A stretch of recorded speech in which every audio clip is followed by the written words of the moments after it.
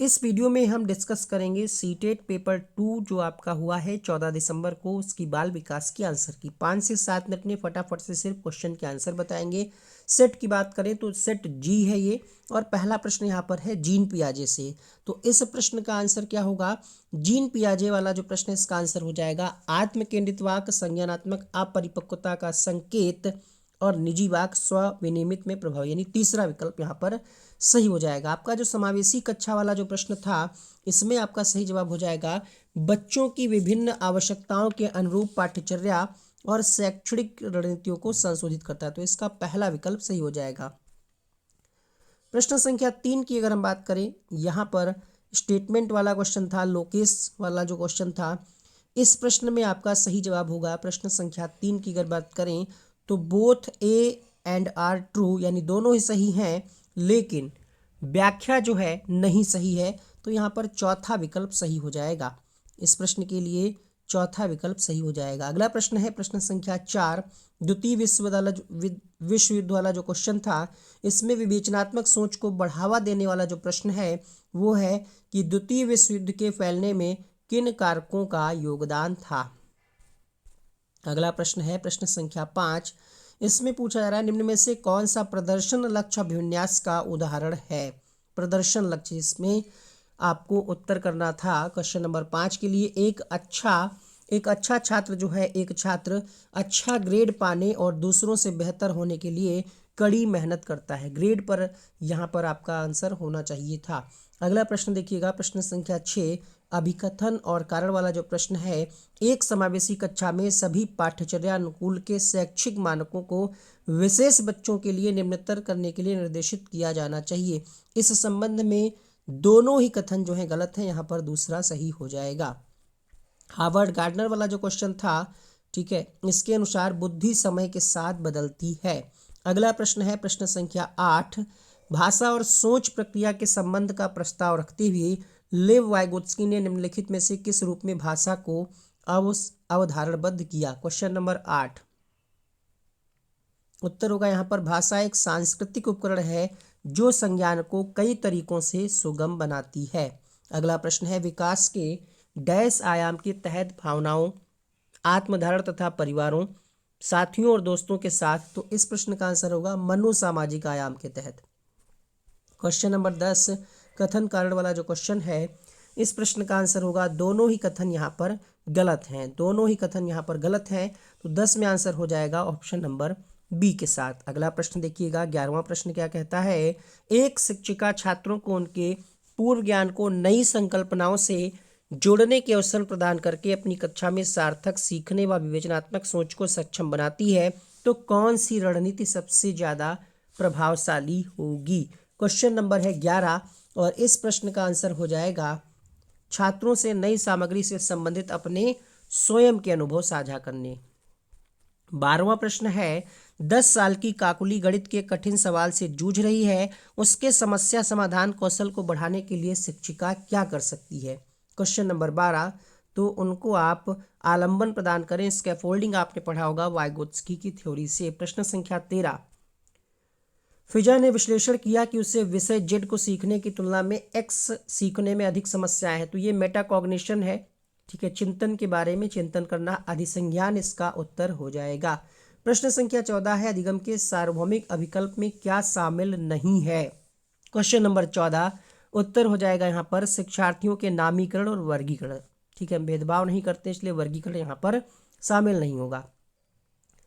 हालांकि अंतर समूह व्यक्तिगत विभिन्नताओं की संभावना मौजूद है, फिर भी स्वलीनता वाले अधिकांश विद्यार्थी, स्वलीनता वाले जो हैं किसी भी एक पैटर्न को पकड़ लेते हैं फिर इसको लगातार फॉलो करते रहते हैं, सख्ती से पालन करते हैं। निम्नलिखित में से किस विधि में शिक्षक और विद्यार्थी अपनी भूमिकाओं का विनिमय करते हैं, तो ये होता है रेसिप्रोकल टीचिंग में, पारस्परिक अध्यापन में। 16 का आपका दूसरा विकल्प सही हो जाएगा। निम्नलिखित में से कौन सा कथन नैदानिक आकलन के उद्देश्य का उपयुक्त वर्णन करता है। शिक्षकों को उसके शिक्षण विधियों के बारे में प्रतिपुष्टि प्रदान करना। इस प्रश्न के लिए आपका उत्तर होगा उन क्षेत्रों की पहचान करना जहां विद्यार्थियों को अतिरिक्त सहायता या निर्देश की आवश्यकता होती है, ये उद्देश्य होगा। 18वां प्रश्न है कथन और कारण वाला असर्शन। आपका इस प्रश्न के लिए सही जवाब हो जाएगा, क्वेश्चन नंबर 18 की बात करें तो तीसरा विकल्प यहाँ पर सही होगा, दोनों सही हैं और व्याख्या भी करते हैं, तो इसका तीसरा विकल्प अगर आपने लगाया है तो सही है। क्वेश्चन नंबर 19 है प्रगतिशील शिक्षा के हिमायती इनमें से कौन से कथन से सहमत होंगे। प्रगतिशील शिक्षा के बारे में जो पहला कथन दिया गया है ये एकदम सही है। बच्चे एक सामाजिक सांस्कृतिक आर्थिक संदर्भ में पैदा होते हैं, ये पृष्ठभूमि उनके विकास को प्रभावी करती है। हम ये नहीं कह सकते कि समाज भ्रष्ट करता है, ठीक है, स्वाभाविक रूप से असभ्य कहना भी गलत है, तो यहाँ पर आपका पहला विकल्प सही हो जाएगा। क्वेश्चन नंबर 20 है यहाँ पर, आइए देख लेते हैं किस टॉपिक से प्रश्न है। आप एक शिक्षक हैं, आप अपने छात्रों को आलोचनात्मक रचनात्मक रूप से सोचने के लिए प्रोत्साहित करना चाहते हैं, कौन सी रणनीति। क्वेश्चन नंबर 20 इस प्रश्न के लिए सही जवाब हो जाएगा छात्रों को उनके अपने समाधान खोजने के लिए खुले सिरे वाले यानी ओपन एंडेड क्वेश्चंस आप पूछेंगे। अगला प्रश्न था यहाँ पर दृष्टिबाधिता है और उन्हें शामिल करने के लिए शिक्षकों को डैश का प्रयोग करना चाहिए, तो ब्रेल लिपि का प्रयोग किया जाता है, लेकिन ब्रेल लिपि जो है स्पर्श पर आधारित है, सुनने पर आधारित नहीं है, तो इसका तीसरा सही हो जाएगा। 22वां प्रश्न है प्रत्येक बच्चे को खेलने प्रयोग करने अपनी दुनिया की खोज करने के अवसर मिलते हैं, एकदम सही है, लेकिन बचपन एक सार्वभौमिक निर्माण है, ये गलत है, तो आंसर हो जाएगा ए सही है लेकिन आर गलत है, अर्थात पहला ऑप्शन सही हो जाएगा।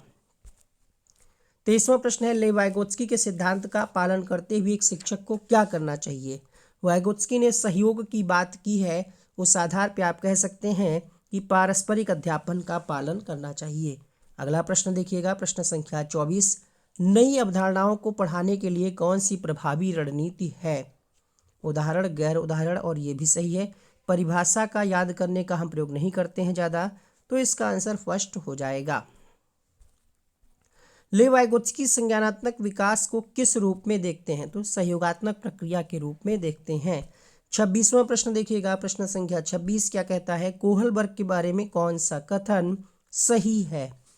यह बच्चों को दुविधात्मक स्थितियां प्रस्तुत करता है, यह नैतिक तर्क पर संस्कृति और जेंडर के प्रभाव को ध्यान में रखता है, नैतिक विकास की प्रगति के सटीक अवस्थाओं, तो 26वें प्रश्न में आपका सही जवाब हो जाएगा दुविधात्मक स्थितियां प्रदान करता है। तभी तो आप पढ़ते हैं नैतिक दुविधा, पढ़ा है आपने, नैतिक दुविधा, नैतिक मोरल डिलेमा। क्वेश्चन नंबर 27 देखिएगा, 27वां प्रश्न है निम्न में से कौन विद्यार्थी सीखने के लिए आकलन का एक उदाहरण है। क्वेश्चन नंबर 27, तो एक यहाँ पर पूर्व ज्ञान की जांच के लिए कक्षा की शुरुआत में एक प्रश्नोत्तरी और विचार मंथन। 28वां प्रश्न है यहाँ पर फिर से कथन और कारण वाले, काफ़ी क्वेश्चन आया, लगभग 10 क्वेश्चन है कथन और कारण वाले, और यहाँ पर भी आपके दोनों ही गलत हैं, जो लैंगिक पूर्वाग्रह वाला क्वेश्चन है। 29वां प्रश्न है जीन पियाजे से बताइएगा, इसमें कहा जा रहा है कि कोई भूमिका ही नहीं होती है पूर्व ज्ञान की, तो ये गलत हो जाएगा, आंसर होगा यहाँ पर संज्ञानात्मक क्रियाओं के वर्तमान स्तर पर निर्भर करते हैं। अंतिम प्रश्न, और कमेंट बॉक्स में अपना स्कोर भी लिखिएगा। व्यवहार, रुचियां, दृष्टिकोण, कौशल, व्यक्तित्व लक्षण जिन्हें एक संस्कृति विशेष जेंडर के लिए उपयोगी मानते हैं उनको हम क्या कहेंगे, किस संदर्भ में, किस रूप में संदर्भित किया जाएगा। प्रश्न संख्या 30, उत्तर होगा यहाँ पर जेंडर भूमिकाएं सांस्कृतिक रूप से परिभाषित होते हैं। तो ये 30 क्वेश्चन जिनका कल पेपर है उनको बहुत बहुत शुभकामनाएं, और आगे के वीडियोस के लिए आप चैनल को सब्सक्राइब कर लें।